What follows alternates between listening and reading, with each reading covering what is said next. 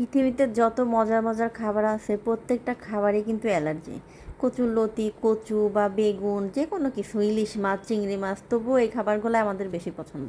আসসালামু আলাইকুম বন্ধুবান্ধবরা, সবাই কেমন আছেন? চলে আসছি একদম ভিন্ন ধর্মীর নতুন দুটো রেসিপি নিয়ে। ভিন্ন ধর্মী এই জন্য বললাম কারণ এই ধরনের খাবার একদমই রেগুলার রান্না করি না, তবে আমার ভীষণ ভীষণ পছন্দ। আমার স্বামী তেমন একটা খাইতে চান, আমি একা একা খাই বলে মাঝে মধ্যে দেখা যায় যে রান্না করা হয়, রেগুলার রান্না করা হয় না। তো দুইটা কচু কিনে নিয়ে আসছি, কচু সহ ডাইগো কিনে নিয়ে আসছি। কচুটা হচ্ছে লাগাবো লতির গাছ বানানোর জন্য। আর ডাইগোগুলো সুন্দর করে যে কেটে আমি পানি দিয়ে সেদ্ধ বসাই দেবো। এটা হচ্ছে ইলিশ মাছের লেজ দিয়ে ঘন্ট করব। আর হচ্ছে কচুটা হচ্ছে ভাজি করব চিংড়ি মাছ দিয়ে। তো সম্পূর্ণ ভিডিওটি দেখবেন, আশা করি অনেক ভালো লাগবে। আর এই রেসিপিটা অবশ্যই ট্রাই করে দেখবেন, অনেক অনেক মজা লাগে। আর এই কচুর ডাগো ঘন্ট অনেকেই খান, যারা খান তারা তো জানেন যে কী মজা। আর আমি এখানে একটা বড় লেজ ব্যবহার করছি, আর এখানে ডাইগো তো খুব বেশি পরিমাণে না, সেক্ষেত্রে মাছটার পরিমাণটা একটু বেশি হলে টেস্টটা আরও বেশি লাগে। তো ওদিকে লবণ দিয়ে সেদ্ধ বসাই দিয়েছি ডাঁটাগুলো। আর এই কচুটা আমি সুন্দর করে কাটে নিয়ে ঝিরি করে ভাজবো। কচুর অনেক ধরনের রেসিপি আমি তৈরি করি, কিন্তু এই পেস্টটা চালু করার পরে কচু দিয়ে অনেক দিন কোনো রেসিপি তেমন একটা বানানো হয় না। তো এই প্রথম অনেক দিন পরেই কিন্তু কচু রান্না করতেছি। তাই আমার হাজব্যান্ড একদমই সে কচু খেচু এগুলো খাইতে চায় না, আমারই খুব বেশি পছন্দ। একার জন্য কিন্তু রান্না করাও এগুলো সম্ভব হয় না, এই জন্য মাঝে মধ্যে একটু রান্না করি। তো প্রথমে কচু ভাজিগুলো কেটে নিলাম, আর এদিকে এখন বসাই দেবো কচুর ডাইগো ঘন্ট।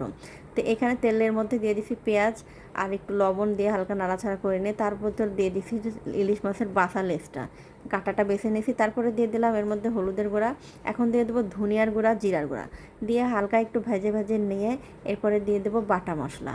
আর এটা হচ্ছে পেঁয়াজ আর কাঁচামরিচ, এটা খুব বেশি মিহি করে বাটার কোনোই দরকার নেই, আধথাবড়া করে বাটলেই হবে। তারপরে দিয়ে দেবো রসুন, সামান্য হাফ চামচ মতো রসুন দিয়ে দেবো, যেহেতু আমার ডাইগোর পরিমাণ খুবই কম। আর এই যে দেখেন কতটুকু হয়ে গেছে সেদ্ধ করার পর।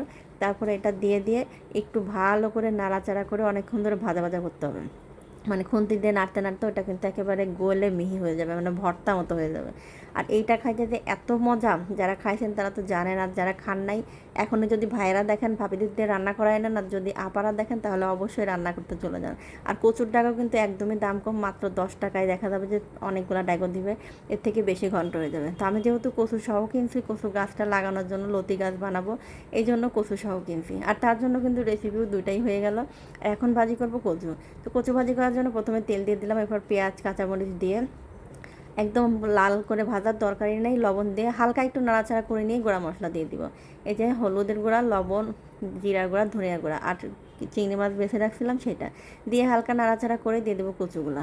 কচুর সাথে কিন্তু পেঁয়াজ, মরিচ, তারপরে হচ্ছে সব মশলা, এরপরে চিংড়ি মাছ সব ভাজা হয়ে যাবে। তো আলাদাভাবে ভাজিয়ে একদম লাল করার কোনো দরকার নেই। এরপর ঢাকনা দিয়ে ঢেকে দিলাম, বেশ কিছুক্ষণ নাড়াচাড়া করার পর তেলটা ঝরাই নিয়ে কিন্তু ভাজিটা নামাই নেব।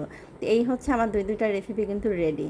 তো সেই ভিডিওটা কেমন লাগলো, ভালো লাগলো অবশ্যই একটা লাইক কমেন্ট করবেন। ধন্যবাদ সবাইকে।